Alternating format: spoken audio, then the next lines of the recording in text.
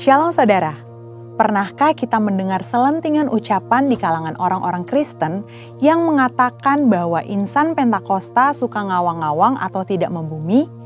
Apakah benar orang Pentakosta hanya peduli tentang karunia-karunia roh, kedatangan Tuhan Yesus yang kedua kali, dunia roh, dan hal-hal lain yang mungkin dianggap abstrak atau tidak relevan bagi kehidupan manusia di bumi pada saat ini? Tentu saja tidak. Insan Pentakosta memang sangat bergantung pada tuntunan Roh Kudus dalam hidupnya sehari-hari. Tapi kita juga membumi dan peduli dengan isu-isu global loh. Mari kita bahas hal ini dari sudut pandang firman Tuhan dalam Voice of Pentecost kali ini. Pada mulanya Allah menciptakan langit, bumi, dan segala isinya. Kemudian Allah membentuk manusia dari debu tanah sesuai dengan gambar dan rupanya sendiri. Manusia diberikan perintah untuk menguasai dan memenuhi bumi sambil menikmati persekutuan yang intim dengan Allah. Ini yang dikenal sebagai mandat penciptaan. Ini artinya kita diberikan tugas untuk terlibat dalam berbagai bidang kehidupan dan memberikan dampak sosial dengan pertolongan dari Roh Kudus. Sebagai masyarakat global, tentu insan Pentakosta tidak dapat berpangku tangan saja dan tidak peduli dengan berbagai isu hangat yang sedang berkembang di dunia. Yang pertama, perubahan iklim. Konsensus para ahli menunjukkan bukti terjadinya perubahan iklim yang diakibatkan oleh pemanasan global sebagai dampak dari kelalaian manusia dalam menjaga lingkungannya. Alkitab menuliskan kisah Nuh yang disuruh Tuhan untuk membangun sebuah bahtera yang sangat besar bersama-sama keluarganya demi mempertahankan kelestarian keragaman hayati dari hewan-hewan yang ada. Nah, sebagai insan Pentakosta yang dipimpin Roh Kudus, tentu kita juga perlu menjadi keseimbangan ekosistem yang ada. Bagaimana caranya? Dengan taat kepada berbagai peraturan pemerintah. Yang kedua, isu SARA, suku, agama, ras, dan antar golongan. Seringkali permasalahan yang terkait dengan SARA banyak ditemukan di negara-negara berkembang. Namun, di negara maju juga terjadi berbagai masalah yang berhubungan dengan isu ini.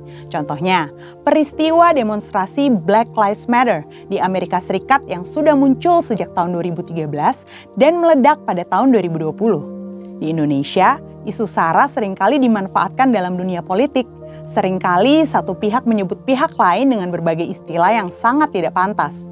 Hal yang disayangkan ialah ada juga sebagian orang-orang Kristen yang terprovokasi dan ikut-ikutan. Nah, apa yang dikatakan Alkitab mengenai isu SARA ini?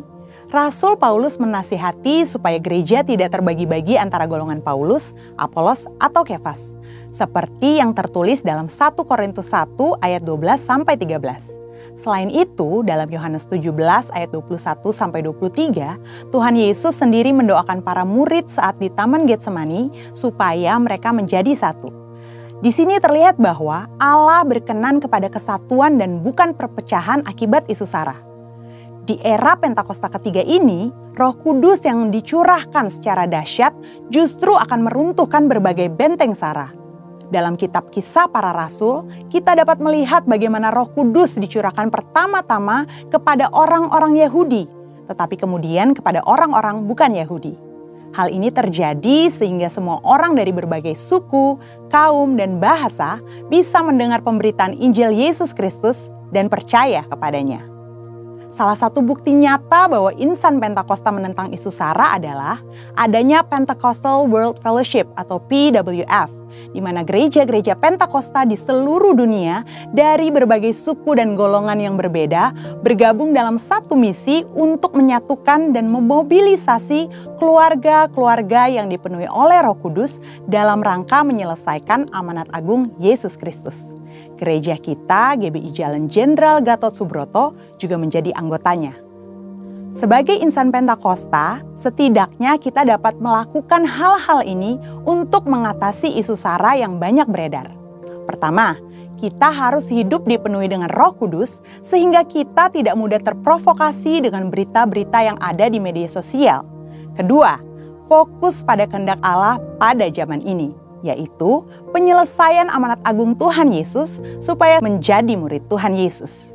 Dari pemaparan kedua hal tadi, dapat dipahami bahwa kita sebagai insan Pentakosta perlu peduli dan turut serta berperan aktif dalam mengatasi isu-isu sosial kontemporer yang berkembang di masyarakat kita, baik secara lokal maupun secara global.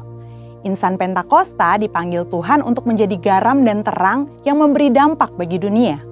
Kiranya Roh Kudus memberikan paradigma yang baru dalam memandang dan terlibat dalam penyelesaian isu-isu sosial yang berkembang di masyarakat, dan kuasa untuk kita dapat berkontribusi dalam penyelesaiannya.